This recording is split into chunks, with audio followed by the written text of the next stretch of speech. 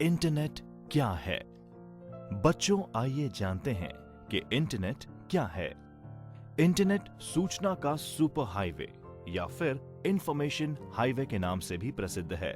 इसके जरिए आप लेटेस्ट फाइनेंशियल न्यूज पा सकते हैं, लाइब्रेरी कैटलॉग को ब्राउज कर सकते हैं, अपने दोस्तों के साथ इंफॉर्मेशन एक्सचेंज कर सकते हैं या एक लाइव राजनीतिक बहस में शामिल हो सकते हैं।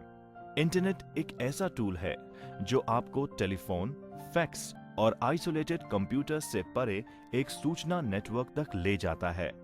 इंटरनेट एक वैश्विक कंप्यूटर नेटवर्क है जिसमें विभिन्न प्रकार की सूचना और संचार सुविधाएं उपलब्ध हैं, जिसमें मानकीकृत संचार प्रोटोकॉल यानी स्टैंडर्डाइज्ड कम्युनिकेशन प्रोटोकॉल्स का उपयोग करते हुए इंटरकनेक्टेड नेटवर्क्स शामिल हैं। आपस में जुड़े कंप्यूटर्स विभिन्न एजेंसियों से संबंधित होते हैं, जैसे सरकार, विश्वविद्यालय, कंपनीज, व्यक्ति आदि। अधिकांश इंटरनेट सेवाएं क्लाइंट या सर्वर मॉडल पर काम करती हैं। एक कंप्यूटर अगर फाइल प्राप्त कर रहा है तो वो एक क्लाइंट कहलाता है, और अगर वह फाइल भेज रहा है तो वो एक सर्वर कहलाता है। इंटरनेट तक पहुंच प्राप्त करने के लिए अधिकांश लोग अपने क्षेत्रों में एक इंटरनेट सेवा प्रदाता ISP यानी इंटरनेट सर्विस प्रोवाइडर के साथ एक खाता खोलते हैं।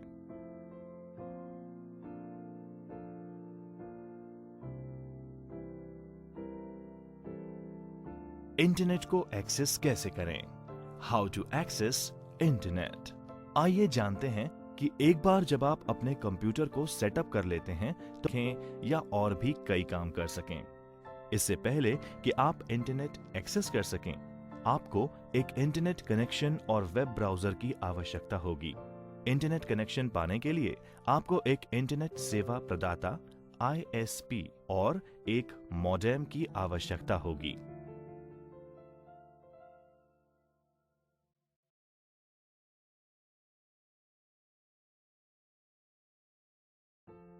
ISP इंटरनेट सेवा प्रदाता, इंटरनेट सर्विस प्रोवाइडर। बच्चों, जैसा कि हम जानते हैं, एक इंटरनेट सेवा प्रदाता एक ऐसा संगठन है जो इंटरनेट का उपयोग करने के लिए सेवाएं प्रदान करता है। इंटरनेट सेवा प्रदाताओं को विभिन्न रूपों में व्यवस्थित किया जा सकता है, जैसे commercial, community owned, non profit या प्राइवेटली ओन्ड। आमतौर पर ISP द्वारा प्रदान की जाने वाली इंटरनेट सेवाओं में internet access, internet transit, domain नाम पंजीकरण यानी domain name system, web hosting, Usenet सेवा और कोलोकेशन शामिल है।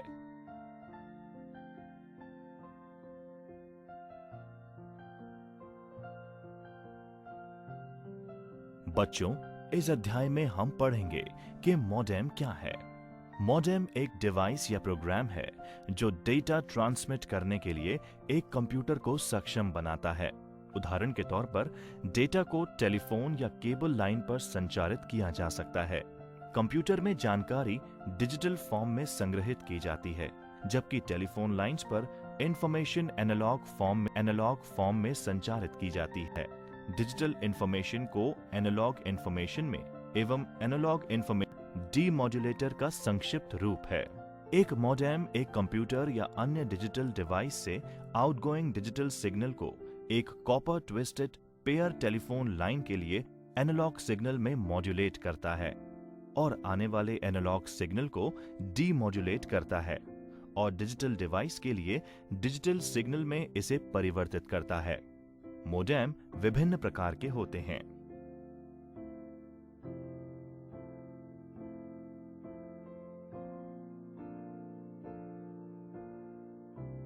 इंटरनेट से कनेक्ट होना। एक बार जब आप अपने कंप्यूटर को सेटअप कर लेते हैं तो आप इंटरनेट एक्सेस पाना चाहेंगे ताकि आप ईमेल भेज सकें, ईमेल प्राप्त कर सकें, वेब को ब्राउज कर सकें और मूवी देख सकें आदि। इंटरनेट को एक्सेस करने के लिए आपको 3 चीजों की जरूरत होगी: एक इंटरनेट सेवा, एक मॉडेम और एक वेब ब्राउजर।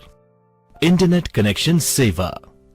इंटरनेट सेवा को उपयोग में लेने के लिए सबसे पहले आपको किसी भी सर्विस प्रोवाइडर जिसकी सुविधाएं आपके एरिया में मौजूद हों उससे इंटरनेट कनेक्शन सर्विस लेने की आवश्यकता होती है। आप अपने मित्रों, संबंधियों और पड़ोसियों से भी बात कर सकते हैं और जान सकते हैं कि वे कौन से आईएसपी की सेवाएं ले रहे हैं। आईएसपी को फाइनल करने से पहले बहुत से फैक्टर्स के बारे में सोचना चाहिए। उदाहरण के तौर पर, यदि आप ब्रॉडबैंड कनेक्शन लेने का प्लान कर रहे हैं, तो आप इंटरनेट सर्विस प्रोवाइडर के पास उपलब्ध बहुत से अलग अलग प्लान्स के बारे में विचार कर सकते हैं। मुख्य आईएसपीज हैं बीएसएनएल, एयरटेल, टाटा, एमटीएस इत्यादि। बहुत से आईएसपी ऑनलाइन इंटरैक्टिव फॉर्म्स की सुविधा भी प्रदान करते हैं, जिससे आप अपनी आवश्यकता और बजट के अनुसार बेस्ट प्लान चुन सकते हैं। आईएसपी सामान्यतः विभिन्न स्पीड्स के अनुसार प्लान दर्शाते हैं। अगर आप केवल इंटरनेट को ईमेल और सोशल नेटवर्किंग के लिए यूज करना चाहते हैं, तो धीमे गति के इंटरनेट कनेक्शन का भी इस्तेमाल किया जा सकता है। तथापि अगर आप बहुत म्यूजिक और मूवीज डाउनलोड करना चाहते हो, तो आपको तेज गति वाले इंटरनेट स्पीड की आवश्यकता होगी। आपको कुछ रिसर्च कर ये जानने का प्रयत्न करना चाहिए कि अपने क्षेत्र में क्या विकल्प उपलब्ध हैं। अब हम इंटरनेट सेवा के कुछ सामान्य प्रकार की चर्चा करेंगे।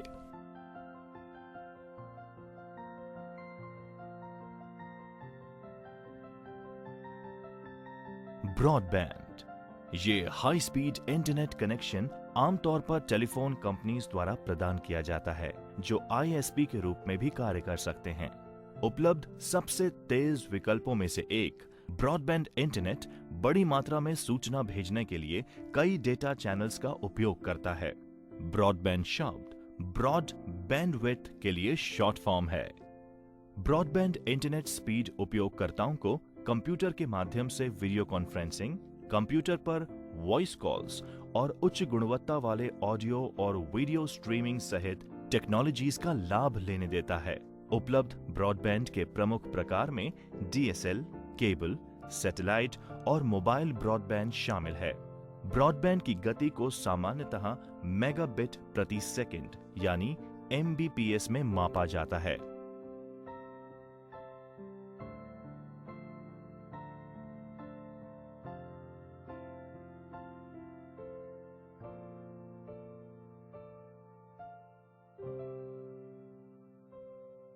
ब्रॉडबैंड, ये हाई स्पीड इंटरनेट कनेक्शन आमतौर पर टेलीफोन कंपनीज द्वारा प्रदान किया जाता है, जो आईएसपी के रूप में भी कार्य कर सकते हैं। उपलब्ध सबसे तेज विकल्पों में से एक ब्रॉडबैंड इंटरनेट बड़ी मात्रा में सूचना भेजने के लिए कई डेटा चैनल्स का उपयोग करता है। ब्रॉडबैंड शब्द ब्रॉड बैंडविड्थ के लिए शॉर्ट फॉर्म है। ब्रॉडबैंड इंटरनेट स्पीड उपयोगकर्ताओं को कंप्यूटर के माध्यम से वीडियो कॉन्फ्रेंसिंग, कंप्यूटर पर वॉइस कॉल्स और उच्च गुणवत्ता वाले ऑडियो और वीडियो स्ट्रीमिंग सहित टेक्नोलॉजीज का लाभ लेने देता है। उपलब्ध ब्रॉडबैंड के प्रमुख प्रकार में डीएसएल, केबल, सैटेलाइट और मोबाइल ब्रॉडबैंड शामिल है। ब्रॉडबैंड की गति को सामान्यतः मेगाबिट प्रति सेकंड यानी एमबीपीएस में मापा जाता है।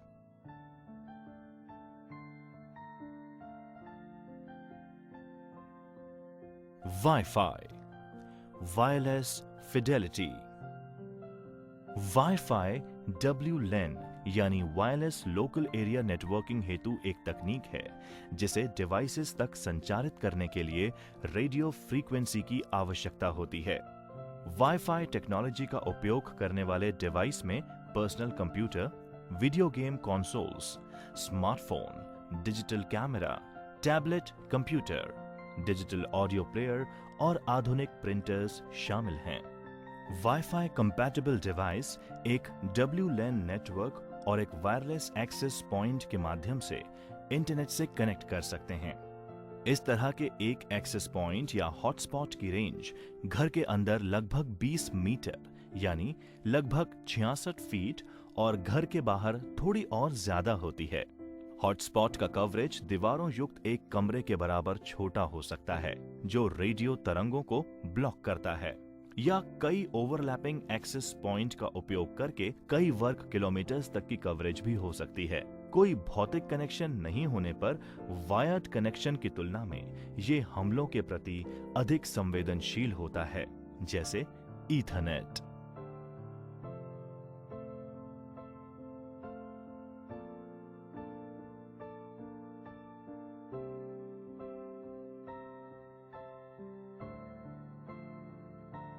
Cable line. केबल सेवा केबल टीवी के माध्यम से इंटरनेट से कनेक्ट करती है।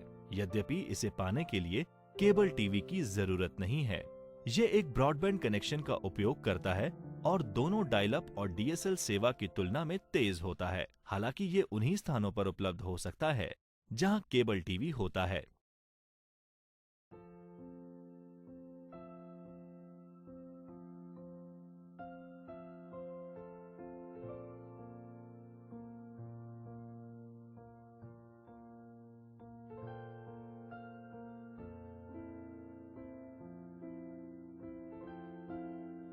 सैटेलाइट उपग्रह। ये कनेक्शन ब्रॉडबैंड का उपयोग करता है, लेकिन इसमें केबल या फोन लाइंस की आवश्यकता नहीं होती। ये पृथ्वी की परिक्रमा कर रहे उपग्रह के माध्यम से इंटरनेट को जोड़ता है। परिणाम स्वरूप ये लगभग दुनिया में कहीं भी इस्तेमाल किया जा सकता है, लेकिन कनेक्शन मौसम की वजह से प्रभावित हो सकता है।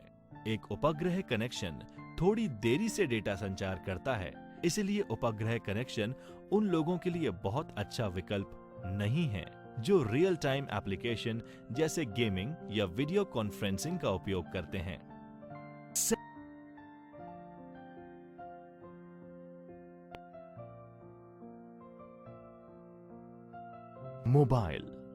मोबाइल फोन कनेक्शन के माध्यम से मोबाइल ऑपरेटर्स द्वारा इंटरनेट सेवाएं प्रदान की जाती हैं। 3G और 4G सेवा का सबसे अधिक मोबाइल फोन और टैबलेट कंप्यूटर के साथ प्रयोग किया जा रहा है। ये आपके मोबाइल फोन या टैबलेट कंप्यूटर को ISP यानी इंटरनेट सर्विस प्रोवाइडर के माध्यम से वायरलेस तरीके से जोड़ता है। यदि आपके पास एक उपकरण है जो 3G या 4G सक्षम है, तो आप इंटरनेट घर के बाहर भी इस्तेमाल कर पाएंगे, तब भी जब वहां कोई वाईफाई कनेक्शन मौजूद नहीं है। उपयोगी जानकारी, यूजफुल टिप्स। मोबाइल ब्रॉडबैंड एक portable modem, mobile phone, USB wireless modem, tablet या अन्य मोबाइल उपकरणों के नेटवर्क के माध्यम से वायरलेस इंटरनेट एक्सेस के लिए प्रयोग में आने वाला एक मार्केटिंग शब्द है।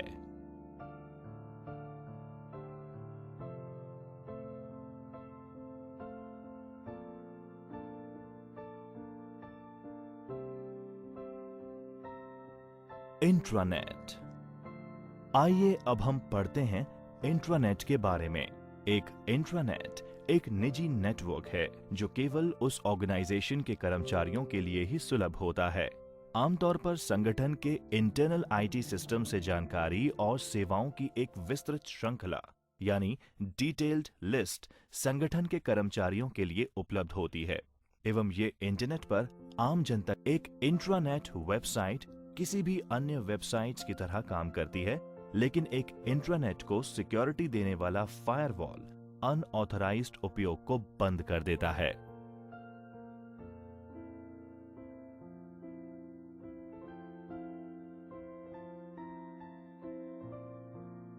इंटरनेट बनाम इंट्रानेट।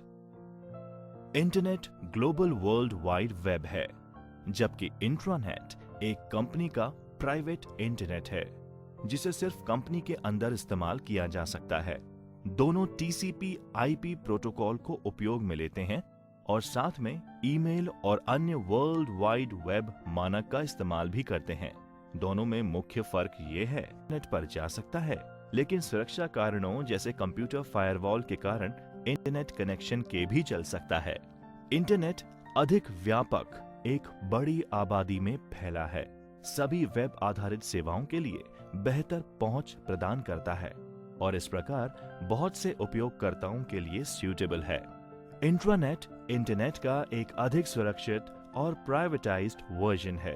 पूर्ण रूप से एक ऑर्गेनाइजेशन में आंतरिक संचार यानी कम्युनिकेशन के उद्देश्य से बनाया गया इंट्रानेट एक ऐसी व्यवस्था है जो संगठन की संचार व्यवस्था को सुव्यवस्थित बनाए रखता है, जिससे संपूर्ण वर्ष 24 घंटे त्वरित डेटा एक्सचेंज संभव हो पाता है।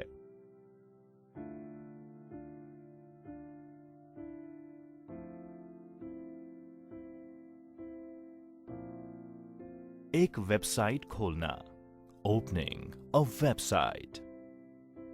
प्रिय बच्चों, इस अध्याय में हम अध्ययन करेंगे कि एक वेबसाइट या वेब पेज खोलने से पहले उन सिस्टम्स के पीछे की अवधारणा यानी प्रोसेसेस को समझना बहुत महत्वपूर्ण है, जो इसे संभव बनाता है।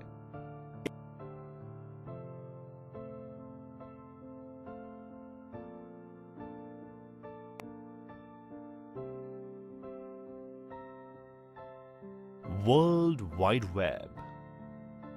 वर्ल्ड वाइड वेब WWW एक ओपन सोर्स इंफॉर्मेशन स्पेस है जहां डॉक्यूमेंट्स एवं बाकी वेब रिसोर्सेज को उनके URL द्वारा पहचाना जाता है। ये डॉक्यूमेंट्स एवं वेब रिसोर्सेज हाइपरटेक्स्ट लिंक द्वारा आपस में जुड़े होते हैं और इंटरनेट के माध्यम से एक्सेस किए जा सकते हैं। वर्ल्ड वाइड वेब WWW का इस्तेमाल कर अरबों लोग इंटरनेट पर इंटरैक्ट करते हैं। एक विशिष्ट पेज को वर्ल्ड वाइड वेब पर वेब पेज के नाम से जाना जाता है। इन वेब पेजेस को एक स्पेशलाइज्ड सॉफ्टवेयर का इस्तेमाल करके जो यूजर की मशीन यानी क्लाइंट्स मशीन पर रन होता है, एक्सेस किया जाता है, जिसको वेब ब्राउजर के नाम से जाना जाता है। Web page text, image, video, multimedia components, web navigation feature जैसे हाइपरलिंक्स आदि से मिलकर बने होते हैं। इंटरनेट और वर्ल्ड वाइड वेब एक दूसरे के स्थान पर इस्तेमाल होते हैं, लेकिन वे समान नहीं हैं। इंटरनेट हार्डवेयर भाग के रूप में कहा जा सकता है। ये या तो copper wire, fibre optic cable या वायरलेस कनेक्शन के माध्यम से जुड़े कंप्यूटर नेटवर्क्स का एक संग्रह है, जबकि वर्ल्ड वाइड वेब सॉफ्टवेयर भाग के रूप में कहा जा सकता है। ये वेब पेज का एक संग्रह है जो हाइपरलिंक और URL के माध्यम से जुड़े हुए हैं। वर्ल्ड वाइड वेब इंटरनेट द्वारा उपलब्ध कराई गई सेवाओं में से एक है। ईमेल, चैट, ब्लॉगिंग एवं फाइल स्थानांतरण यानी फाइल ट्रांसफर इंटरनेट पर सेवाओं के उदाहरण हैं।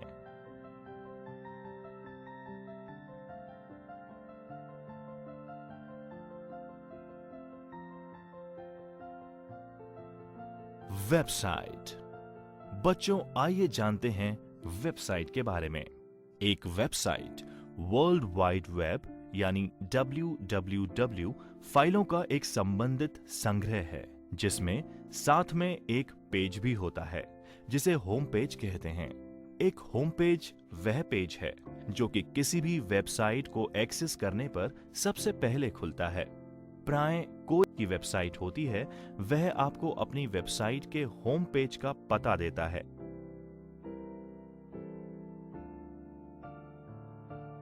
किसी भी पेज पर पहुंच सकते हैं।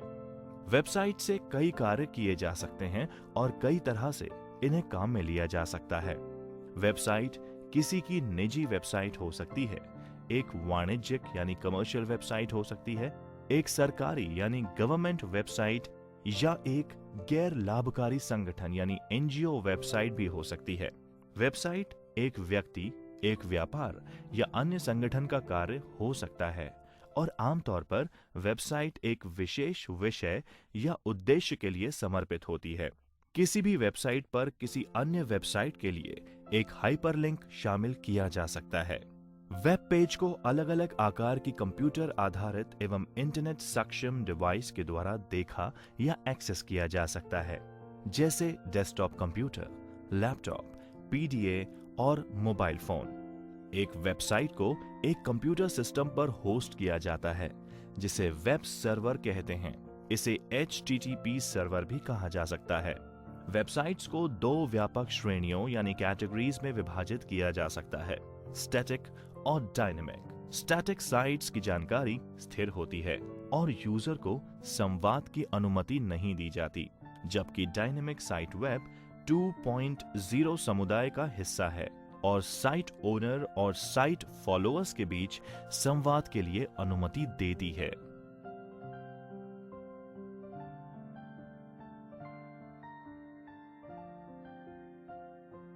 Uniform resource locator. आइए पढ़ते हैं यूनिफॉर्म रिसोर्स लोकेटर यानी URL के बारे में। URL को आमतौर पर वेब एड्रेस के रूप में भी जाना जाता है। ये एक वेब रिसोर्स का संदर्भ है जो एक कंप्यूटर नेटवर्क पर उस संसाधन का स्थान दर्शाता है और उस तक पहुंचने के लिए इस्तेमाल किया जाता है। URL वेब पृष्ठों HTTP के संदर्भ के लिए सबसे अधिक उपयोग लिया जाता है, लेकिन ये फाइल ट्रांसफर, मेल टू या डेटाबेस एक्सेस के लिए भी उपयोग किया जाता है। अधिकांश ब्राउज़र वेब पेज के URL को एड्रेस बार में प्रदर्शित करते हैं।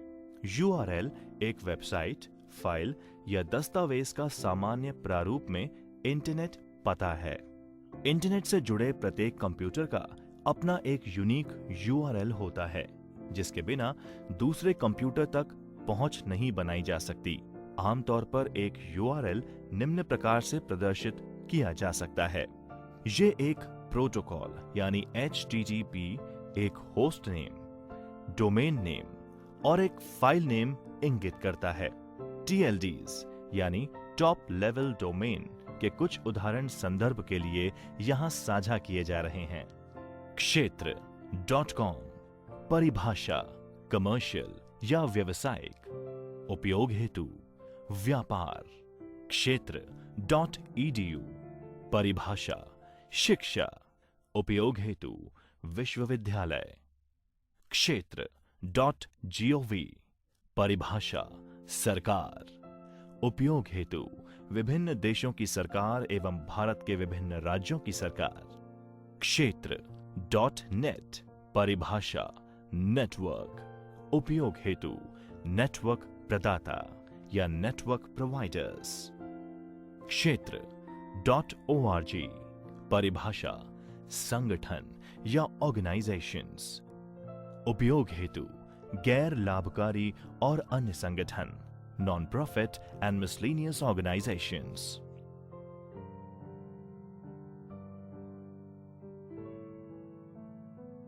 डोमेन नेम सिस्टम यानी DNS।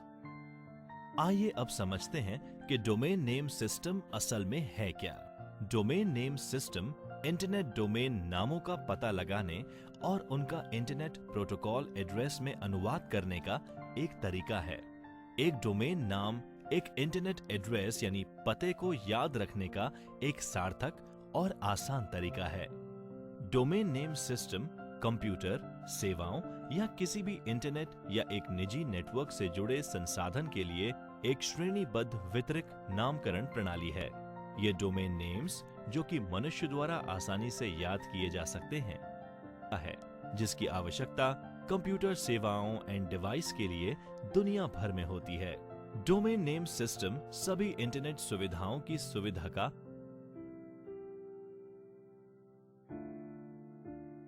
एक आवश्यक घटक है, क्योंकि ये इंटरनेट के प्राथमिक निर्देशिका सेवा यानी प्राइमरी डायरेक्टरी सर्विस है। डोमेन नाम अल्फाबेटिक होते हैं, इसलिए याद करने में आसान है। इंटरनेट हालांकि वास्तव में IP पतों यानी IP एड्रेसेस पर आधारित है। हर बार जब आप एक डोमेन नाम का उपयोग करते हैं, तब DNS सेवा इस डोमेन नेम को एक विशिष्ट IP पते में बदल देती है। उदाहरण के लिए डोमेन नाम www.example.com 198.105.232.4 जैसे किसी IP एड्रेस में परिवर्तित हो सकता है।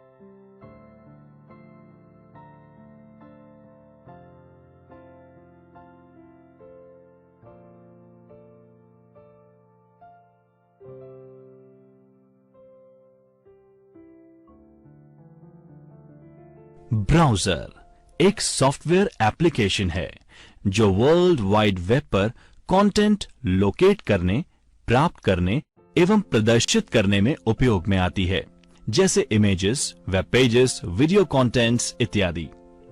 एक क्लाइंट सर्वर मॉडल की तरह ब्राउज़र एक क्लाइंट की तरह काम करता है, जो कि यूजर के कंप्यूटर पर रन होता है।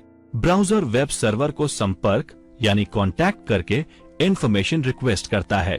उसके बाद वेब सर्वर इंफॉर्मेशन प्राप्त करके वापस इंफॉर्मेशन वेब ब्राउज़र को भेज देता है। ब्राउज़र इस इंफॉर्मेशन को प्रोसेस करके कंप्यूटर पर डिस्प्ले कर देता है। आज के ब्राउज़र्स अति आधुनिक हैं एवं पूरी तरह से कार्यात्मक यानी फुली फंक्शनल सॉफ्टवेयर एप्लीकेशन हैं, जो वेब सर्वर पर hosted web pages, application, JavaScript एवं अन्य तरह के कंटेंट्स को प्रोसेस और प्रदर्शित कर सकते हैं। वेब ब्राउजर एक user interface, layout engine, rendering engine, JavaScript interpreter, user interface backend, network एवं डेटा कंपोनेंट से मिलकर बनता है। दो सबसे लोकप्रिय ब्राउजर हैं माइक्रोसॉफ्ट इंटरनेट एक्सप्लोरर और गूगल क्रोम। अन्य प्रमुख ब्राउजर्स में फायरफॉक्स, एप्पल सफारी और ओपेरा शामिल हैं।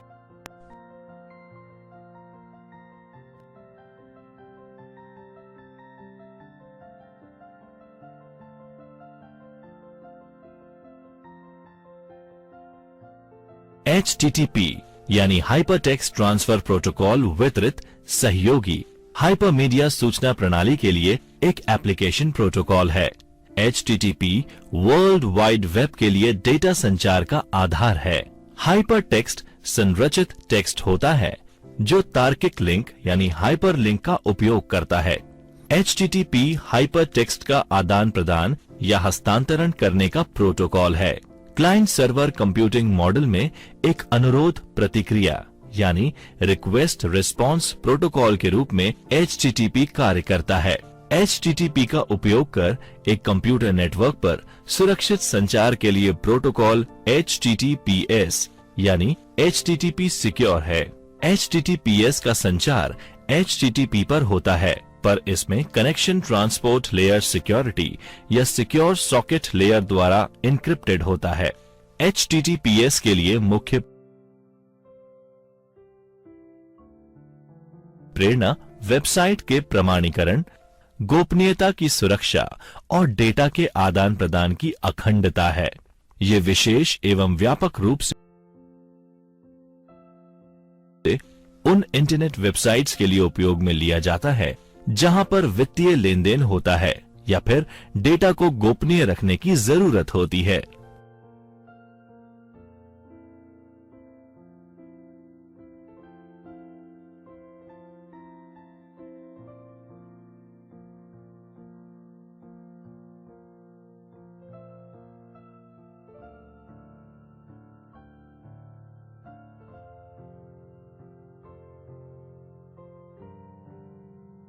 सर्च करना एक सूचना प्राप्ति का तरीका है।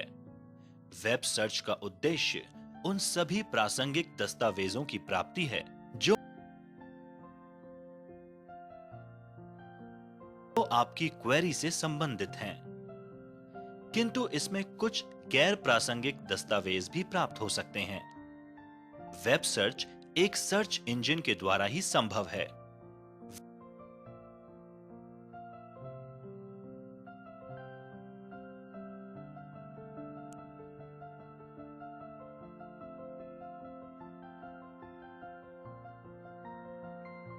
एक वेब सर्च इंजन वह सॉफ्टवेयर है जिसे वर्ल्ड वाइड वेब से संबंधित सूचनाओं को खोजने के लिए बनाया गया है।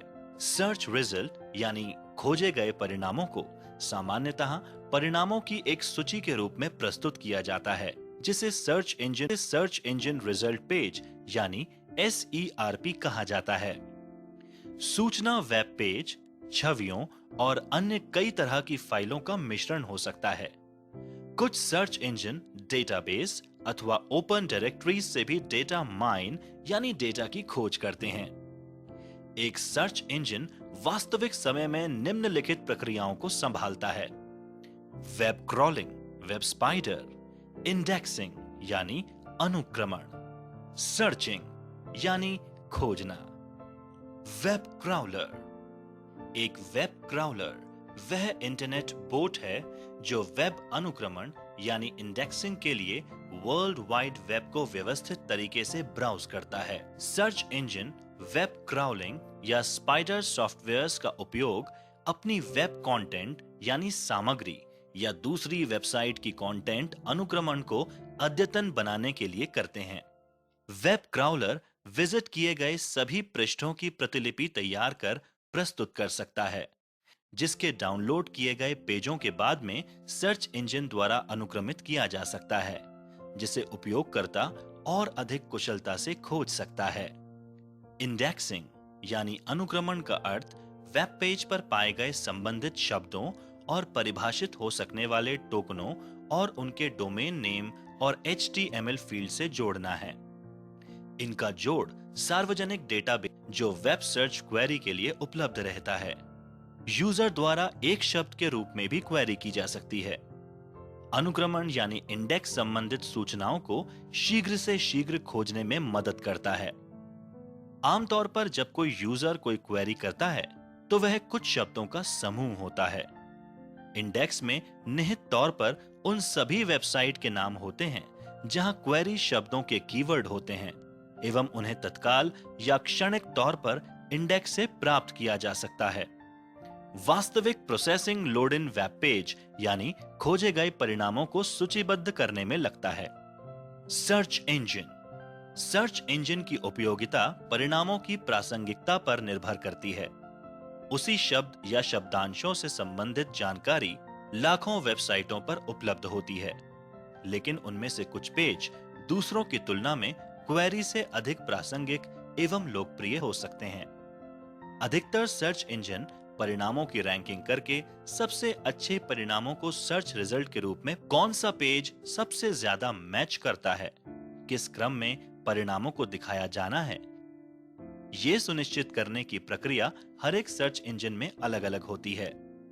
शोध के अनुसार आज सबसे ज्यादा लोकप्रिय सर्च इंजन जिन्हें इंटरनेट समुदायों द्वारा अत्यधिक काम में लिया जा रहा है वे निम्न हैं: Google, Bing, Yahoo, Google search जिसे सामान्यतः गूगल वेब सर्च या गूगल कहकर संबोधित किया जाता है, गूगल इनकॉर्पोरेशन का एक वेब सर्च इंजन है। ये वर्ल्ड वाइड वेब पर सबसे ज्यादा इस्तेमाल होने वाला सर्च इंजन है, जिसमें हर रोज 30 करोड़ से अधिक सर्च किए जाते हैं। गूगल के सर्च रिजल्ट पेज का ऑर्डर पेज रैंक नामक पेटेंटेड प्रायोरिटी रैंक एल्गोरिथम पर आधारित है। गूगल सर्च का मुख्य उद्देश्य वेब सर्वर पर सार्वजनिक रूप से उपलब्ध दस्तावेजों में शब्दों की खोज करना है, न कि डेटाबेस में उपलब्ध चित्र या डेटा में खोजना।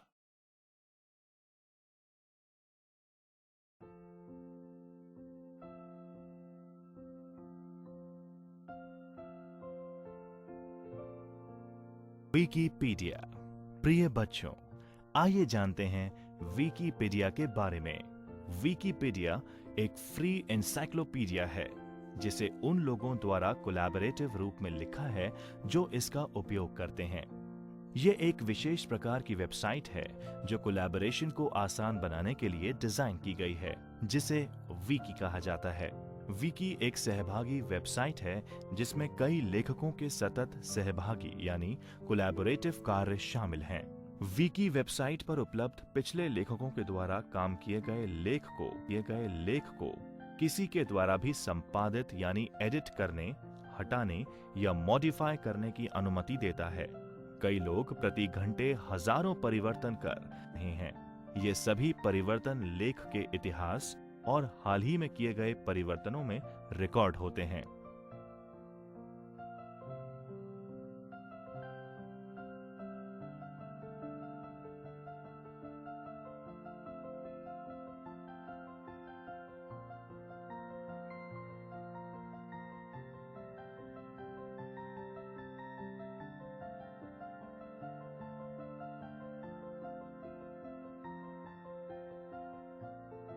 विकिपीडिया।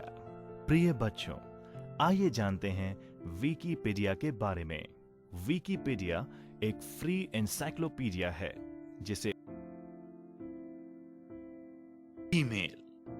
इलेक्ट्रॉनिक मेल को 1983 से ईमेल कहा जाता है।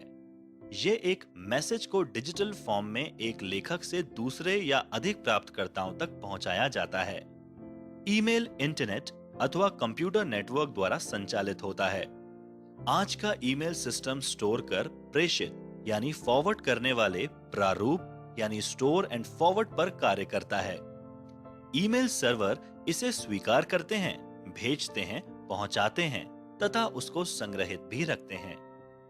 इसके लिए ना तो उपयोगकर्ताओं को और ना ही प्राप्तकर्ता को एक ही साथ ऑनलाइन होना अनिवार्य होता है। इसके लिए उपयोगकर्ता व प्राप्तकर्ता को इतने ही समय तक सर्वर से जुड़ा रहना होता है जब तक कि सूचना भेजी जा सके या प्राप्तकर्ता सर्वर से सूचना प्राप्त कर ले।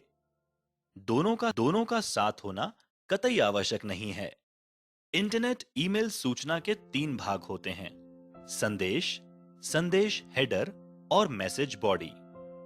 संदेश हेडर सूचना को नियंत्रित करता है, जिसमें मुख्य रूप से भेजने वाले का ईमेल पता तथा प्राप्त करने वालों के पते होते हैं। आमतौर पर इसमें वर्णनात्मक जानकारी भी है, जैसे विषय का हेडर क्षेत्र तथा मैसेज देने की तारीख व समय। लोकप्रिय ईमेल प्लेटफॉर्म्स में जीमेल, याहू मेल, आउटलुक एवं अन्य शामिल हैं। ईमेल का सामान्य फॉर्मेट localpart@domain है। उदाहरण के लिए jsmith@example.org। एक ईमेल एड्रेस में 2 भाग होते हैं। @ सिंबल से पहले का भाग लोकल पार्ट कहलाता है। लोकल पार्ट मेल बॉक्स के नाम को, जो कि अक्सर यूजर या प्राप्तकर्ता का नाम होता है, जैसे कि jsmith, @ सिंबल के बाद का भाग डोमेन का नाम, यानी मेल बॉक्स के प्रबंधन संबंधित इकाई का नाम होता है, जैसे कि कंपनी का नाम यहाँ है example.com। हम आगामी भागों में जीमेल के उदाहरणों को बताएंगे।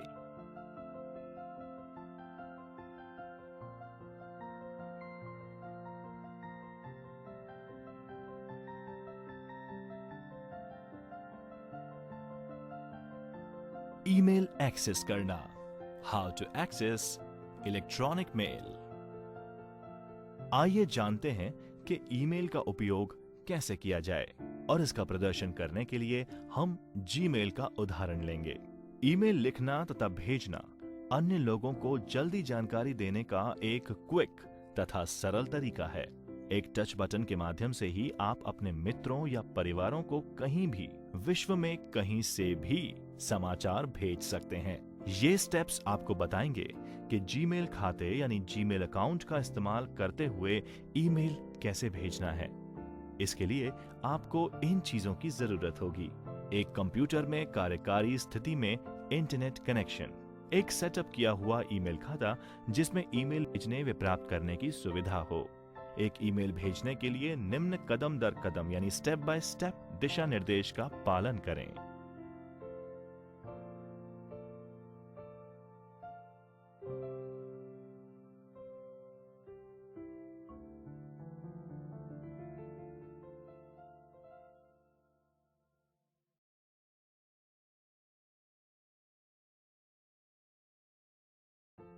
ईमेल भेजने के स्टेप्स। स्टेप 1, अपने जीमेल में लॉगिन करें ताकि आप अपने जीमेल खाते के डैशबोर्ड यानी मुख्य पृष्ठ पर पहुंच जाएं। स्टेप 2, कंपोज पर क्लिक करें। स्टेप 3, एक नई रिक्त ईमेल विंडो खुल जाएगी। टू बॉक्स में उस ईमेल पते को टाइप करें जिसे आप मेल भेजना चाहते हो। स्टेप 4, यदि आप किसी अन्य को भी शामिल करना चाहते हैं जिससे कि वे भी आपके संवाद से अवगत रहें, तो आप सीसी यानी प्रतिलिपि या बीसीसी यानी गुप्त प्रतिलिपि का उपयोग कर सकते हैं। सीसी का अर्थ कार्बन कॉपी तथा बीसीसी का अर्थ ब्लाइंड कार्बन कॉपी है। सीसी क्षेत्र में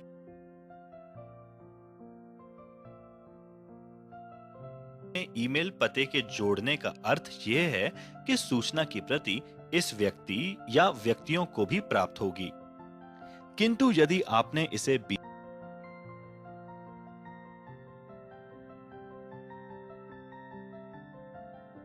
बीसीसी में डाला है, तो उक्त ईमेल की एक कॉपी जिसका पता इसमें आपने भरा है को भी प्राप्त होगी। लेकिन दूसरे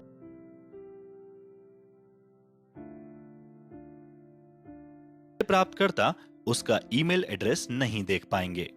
स्टेप 5, विषय यानी सब्जेक्ट फील्ड एक शीर्षक की तरह प्राप्तकर्ता को विषय के बारे में जानकारी पाने की अनुमति प्रदान करेगा। विषय फील्ड को खाली भी छोड़ा जा सकता है, परंतु उस दशा में आपको ईमेल को देखने एवं छांटने में समस्या होगी। स्टेप 6, मैसेज फील्ड में मैसेज टाइप करें। इसमें वर्ड डॉक्यूमेंट की तरह ही फॉर्मेट यानी संशोधित करने की सुविधा होती है, जैसे फॉन्ट स्टाइल, रंग और आकार बदलना। आप इसमें बुलेट बिंदु एवं वर्तनी को भी जांच सकते हैं। आप नीचे दिखाए गए मेन्यू में स्वरूपण यानी फॉर्मेटिंग चुन सकते हैं।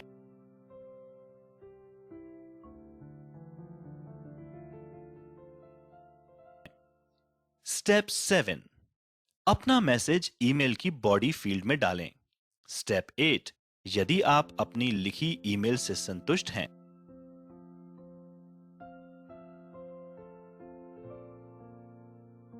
तो कंपोज के नीचे स्थित सेंड बटन पर क्लिक करें। स्टेप 9, भेजा गया ईमेल आपके जीमेल डैशबोर्ड पर भेजे गए मेल फोल्डर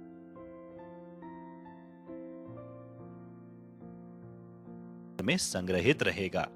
आप अपने माउस सूचक से इनबॉक्स फोल्डर को लिंक यानी जोड़कर इसे वे अन्य फोल्डर को देख सकते हैं।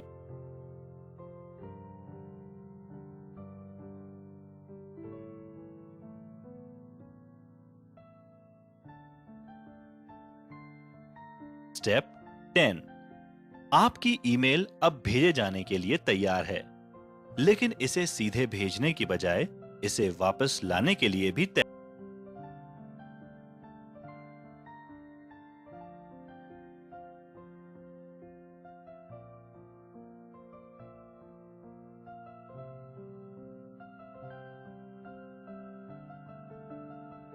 कर सकते हैं।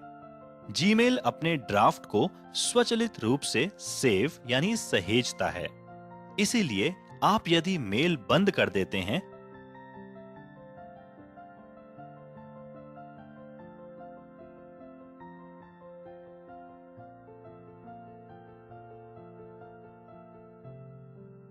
तो वापस आपकी अधूरी मेल ड्राफ्ट फोल्डर में सेव कर रखी हुई होती है, जिसे आप पूर्ण कर पुनः ड्राफ्ट फोल्डर से लेकर सेंड बटन को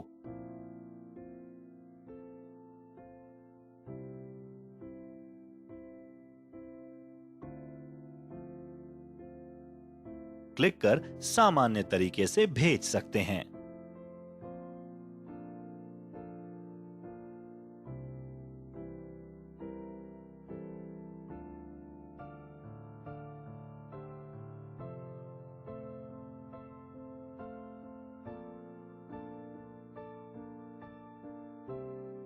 विभिन्न ईमेल विकल्प, various email options, CC, BCC, attachments.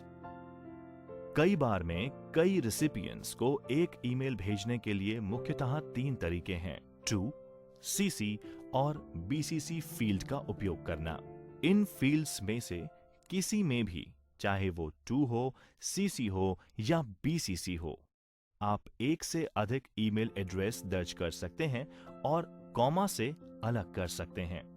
जैसा कि आप समझ सकते हैं, एक साथ कई रिसिपिएंट्स को एक ईमेल भेजना समय की वास्तविक बचत है।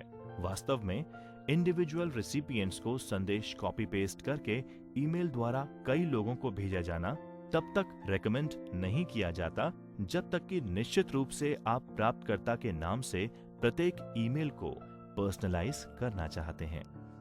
टू, सीसी और बीसीसी कैसे काम करते हैं? सीसी और बीसीसी दोनों आपके द्वारा लिस्टेड सभी ईमेल्स को संदेश की एक प्रति सेंड करते हैं। सीसी यानी कार्बन कॉपी और बीसीसी यानी ब्लाइंड कार्बन कॉपी के बीच मुख्य अंतर यह है कि बीसीसी के साथ प्राप्तकर्ताओं को एक दूसरे के बारे में पता नहीं चलता। जीमेल में सीसी फील्ड का उपयोग तब करें जब आप ये चाहते हैं कि प्राप्तकर्ता को एक दूसरे के बारे में पता चले। विशेष और गोपनीय यानी स्पेशल और सीक्रेटिव ईमेल्स संदेशों के लिए बीसीसी का प्रयोग होता है। बीसीसी फील्ड के उपयोग के लिए टू फील्ड में आपका एक वैकल्पिक ईमेल एड्रेस दर्ज करें, क्योंकि आप इसे खाली नहीं छोड़ सकते, और बाकी सभी को बीसीसी में डालें। अपने जीमेल संदेश के साथ अटैचमेंट्स भेजें। Send attachments with your Gmail message. आप आपके ईमेल में अटैचमेंट्स जैसे कि फाइल्स, वीडियो और फोटोज जोड़ सकते हैं। यदि आप बड़ी फाइल्स को जोड़ना चाहते हैं जो अटैचमेंट्स आकार से अधिक हैं, जैसे वीडियो, तब आप गूगल ड्राइव का उपयोग कर सकते हैं।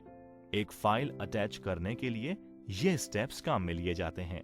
जीमेल खोलें, कंपोज पर क्लिक करें, अटैच पर क्लिक करें, उन फाइलों को चुनें जिन्हें आप अपलोड करना चाहते हैं और ओपन पर क्लिक करें।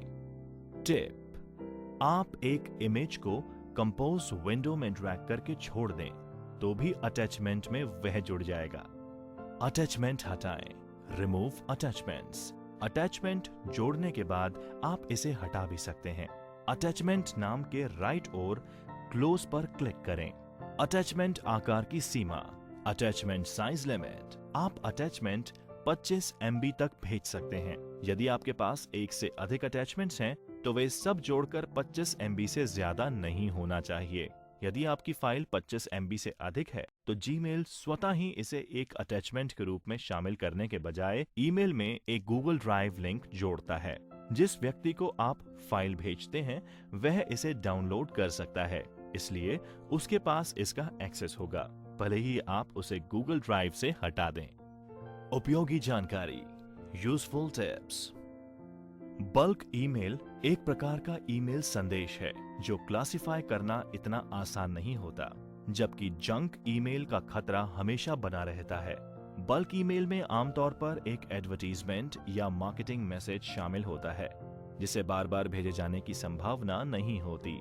बल्क ईमेल कुछ उपयोगकर्ताओं द्वारा वांछित होता है और वास्तव में कुछ ऐसे उपयोगकर्ता होते हैं जो इन संदेशों के लिए जानबूझकर साइन अप करते हैं, जबकि अन्य उपयोगकर्ता इन प्रकार के संदेशों को स्पैम समझते हैं।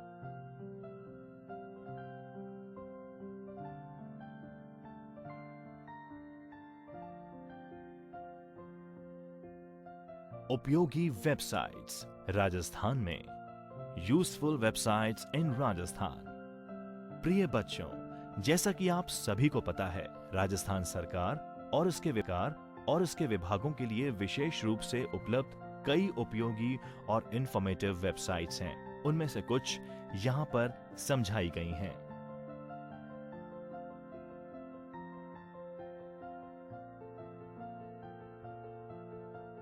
राज्य पोर्टल, राजस्थान सरकार। State portal, government of Rajasthan. बच्चों, सबसे पहले हम अध्ययन करेंगे राज्य पोर्टल के बारे में। इसके लिए www.rajasthan.gov.in जो राज्य सरकार की मुख्य वेबसाइट है, जिसमें प्रमुख विभागों और संबंधित सेक्शंस के लिंक हैं, उस पर क्लिक करेंगे। स्टेट पोर्टल आम आदमी के लिए इंफॉर्मेटिव और ट्रांजैक्शन संबंधी सरकारी सेवाओं तक आसान और सुविधाजनक पहुंच प्रदान करता है। इसके साथ राजस्थान सरकार इसके माध्यम से किसी भी समय और कहीं भी सभी नागरिक सेवाओं तक पहुंचने के लिए वन स्टॉप विंडो इंटरफेस प्रदान करती है। स्टेट पोर्टल के लाभ। नागरिकों यानी सिटीजन्स और सरकारी उपयोगकर्ताओं यानी गवर्नमेंट यूजर्स के लिए सभी सरकारी मामलों के लिए सूचना का एक सोर्स है। इस पोर्टल पर एक वेब निर्देशिका rajasthan.gov.in/government-web-directory/pages/default.aspx भी है, जिसका इस्तेमाल उपयोगकर्ताओं द्वारा राज्य सरकार के किसी भी विभाग, agency, autonomous body, state assembly, judiciary आदि की वेबसाइट तक पहुंचने के लिए किया जा सकता है। सिटीजन्स, बिजनेसेस और विदेशी लोगों के लिए सभी इंफॉर्मेटरी या ट्रांजैक्शन संबंधी सरकारी सेवाओं के लिए सिंगल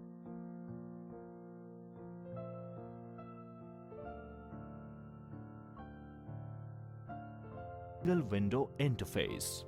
विभागीय वेब पोर्टल से तुरंत लिंक करने के लिए ये विभागीय वेबसाइट्स के माध्यम से वास्तविक समय के अपडेट यानी रियल टाइम अपडेट उपयोगकर्ताओं तक पहुंचाना सुनिश्चित करता है।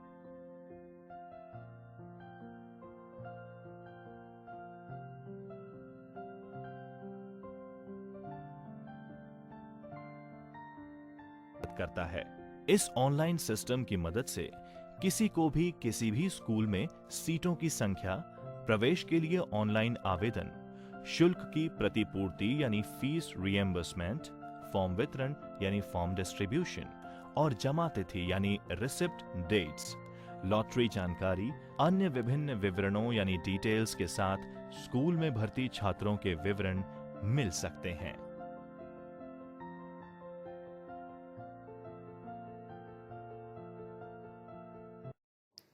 हेलो फ्रेंड्स, अब इस वीडियो में कवर किए गए सभी टॉपिक्स ई बुक के फॉर्मेट में आप सभी के सामने स्क्रीन पर नज़र आ रहे होंगे। आप सभी लर्नर्स को अपनी स्क्रीन को पॉज करके इन्हें रीड आउट करना है या स्क्रीनशॉट लेकर अपने पास फ्यूचर स्टडी के लिए स्टोर रखना है। फ्रेंड्स, हर चैप्टर के लास्ट पेज पर चैप्टर से रिलेटेड कुछ MCQs दिए गए होंगे जिन्हें आपको करेक्ट आंसर के साथ लर्न करना है। फ्रेंड्स, अगर आप RSCIT की इस ई बुक की हार्ड कॉपी प्राप्त करना चाहते हैं तो इस वीडियो में दिए गए कॉन्टैक्ट डिटेल्स पर व्हाट्सएप या ईमेल के द्वारा हमें कांटेक्ट कर सकते हैं। फ्रेंड्स, इसी प्रकार के दूसरे वीडियोस या अन्य कोई टेक्निकल अपडेट से रिलेटेड वीडियोस हम इस चैनल पर लगातार अपलोड करते रहेंगे। अगर आप हमारे साथ बने रहना चाहते हैं तो हमारे इस चैनल को सब्सक्राइब करने के साथ साथ बेल आइकन जरूर दबाइए। Thank you, all the best and take care.